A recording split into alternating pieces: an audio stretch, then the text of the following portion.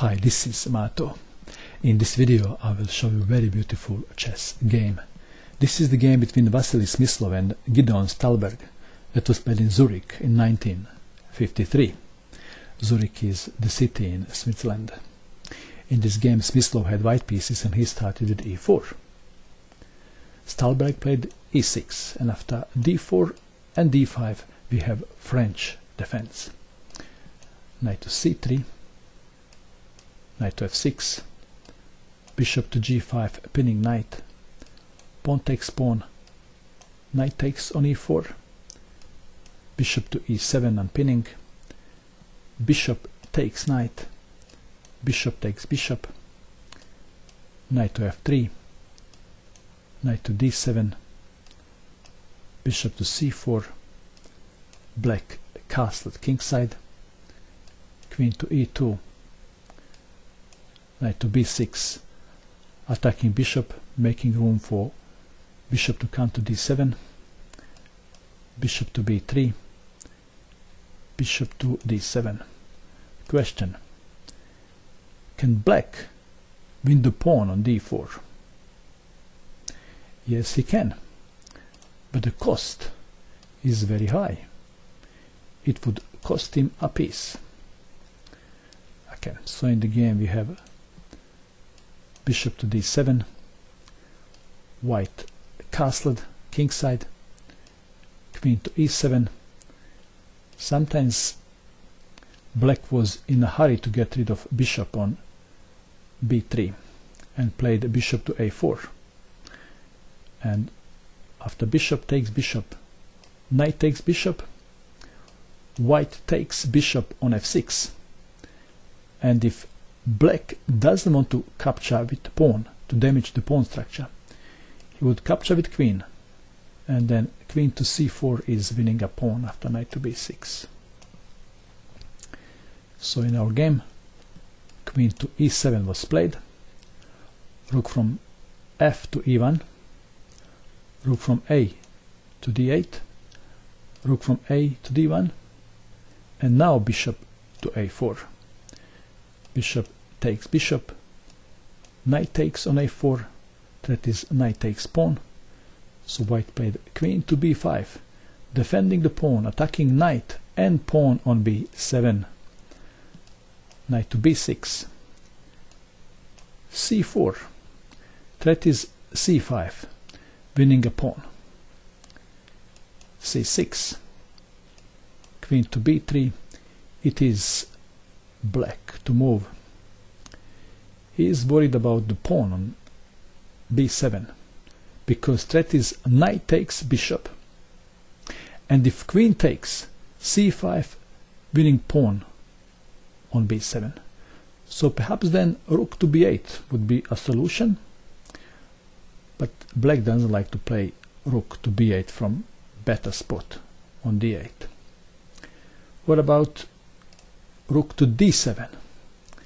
If rook to d7, then white will play knight to e5, attacking rook, and after bishop takes, pawn takes. If rook from f to d8, knight to d6, and white has a better position.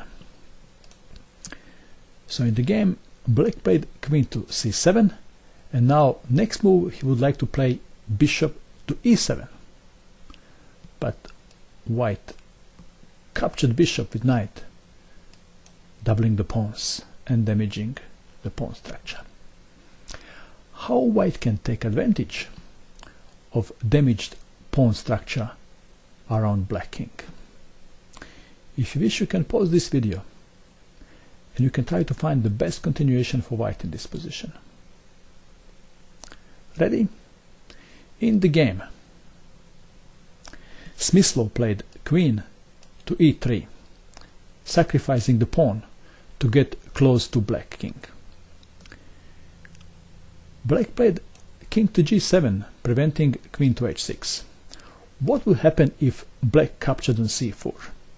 If knight takes on c4, then queen to h6, attacking pawn, and if queen to e7, then rook to d3, rook is switching to the king side and winning the game. So we have king to g7, and it is white to move. In this position, white played a killer move. If you wish, you can pause this video and you can try to find the killer move that white played in this position. Ready? Have you found this? Knight to e5. White is sacrificing a knight. What will happen if pawn takes knight? If pawn takes knight, then queen to g5 check. After king to h8, check, king to g8, and now white has a choice of rook lift. Let's choose rook to e4. Threat is rook to g4 checkmate. Black would have to make room for his king to escape. Check, king to f8, rook to g7. Threat is rook takes pawn on h7 and checkmate. If queen to e7, black is losing in all variations. Then queen to h6, threat is discovered, check. If queen goes back to c7, then queen to g5, threat is checkmate on g8. Okay, so black decided not to capture knight. He played queen to e7. Now knight to g4, threat is queen to h6. And black played rook to g8. Now white has a choice, queen to h6 or knight to h6. How would you continue? Both are winning. Smyslov played knight to h6. Queen to h6 is also winning. Let's have a look. Queen to h6 and then king to h8. Now knight takes on f6, and after rook to g7, d5 with winning position. But in the game, Smyslov played knight to h6. He has a special trick here, attacking the rook.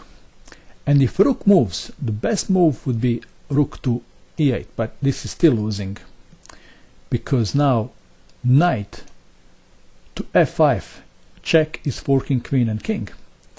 After pawn takes knight, queen takes queen, and white has a winning endgame. So after knight to h6, queen to c7 was played.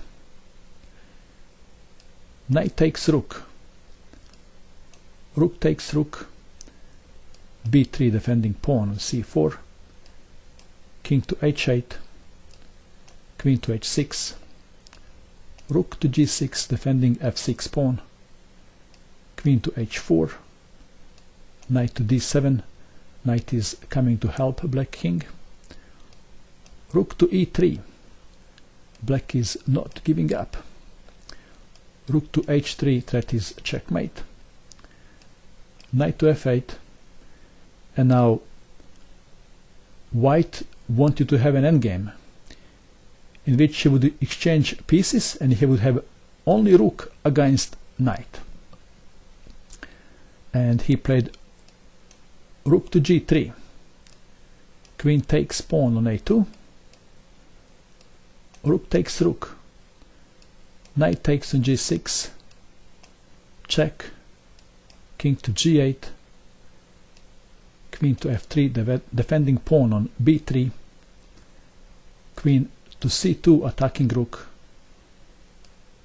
queen to d3, and black resigned. If he doesn't want to exchange queens, he would play something like queen to a2, and then we would have this continuation: d5, pawn takes pawn, pawn takes pawn, pawn takes pawn, queen takes pawn.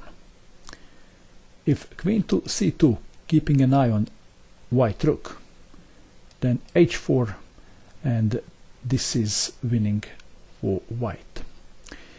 If black captures queen, then rook takes queen, and white has a winning endgame. That's why in this position black resigned. And that is all. I hope that you enjoyed watching this video. I wish you good luck with your chess, and bye for now.